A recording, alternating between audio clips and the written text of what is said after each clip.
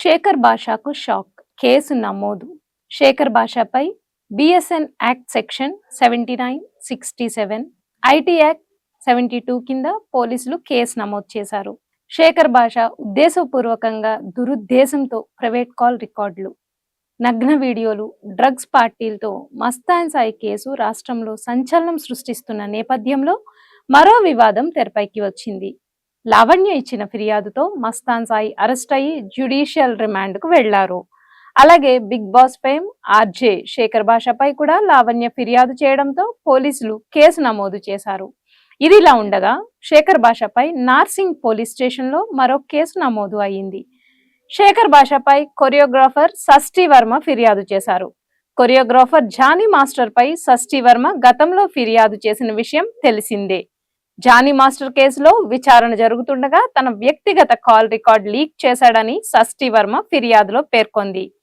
తన పరువుకు భంగం వాటిల్లేలా కొన్ని యూట్యూబ్ ఛానల్స్ లో మాట్లాడుతున్నాడని మహిళా కొరియోగ్రాఫర్ కంప్లైంట్ చేశారు. ఉద్దేశపూర్వకంగా దురుద్దేశంతో ప్రైవేట్ కాల్ రికార్డులు లీక్ చేశాడని ఎఫ్ఐఆర్ లో పేర్కొన్నారు. శేఖర్ భాష వ్యక్తిగత మొబైల్ తో పాటు అతనితో ఉన్న ఇతర ఎలక్ట్రానిక్ డివైజ్లు సీజ్ చేయాలని బాధితురాలు కోరింది.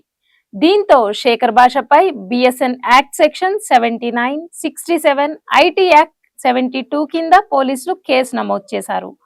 మరోవైపు శేఖర్ భాషపై లావణ్య ఫిర్యాదు చేయడంతో ఎఫ్ఐఆర్ నమోదు చేశారు పోలీసులు.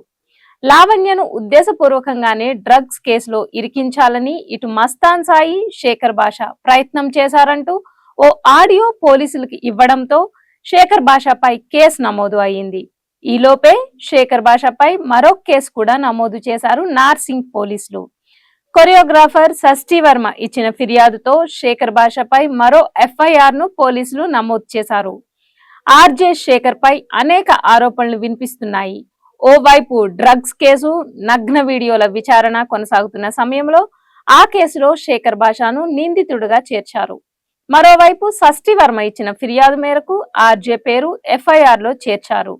తనపై అత్యాచారం చేశారంటూ గతంలో కొరియోగ్రాఫర్ జానీ మాస్టర్ పై షష్ఠీ వర్మ ఇచ్చిన ఫిర్యాదుపై విచారణ జరుగుతున్న సమయంలో జానీ మాస్టర్ పై తాను మాట్లాడిన ప్రైవేట్ కాల్స్ ను శేఖర్ భాష యూట్యూబ్ ఛానల్లో లీక్ చేశాడని, దీంతో తన పరువు భంగం కలిగేలా ప్రవర్తించాడని చర్యలు తీసుకోవాలంటూ ఫిర్యాదు చేశారు.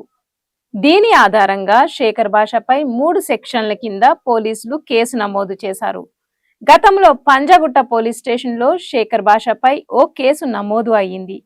లక్ష్మీ పడాలనే యువతి తనను ప్రేమ పేరుతో మోసం చేశాడంటూ శేఖర్ భాషపై ఫిర్యాదు చేసింది.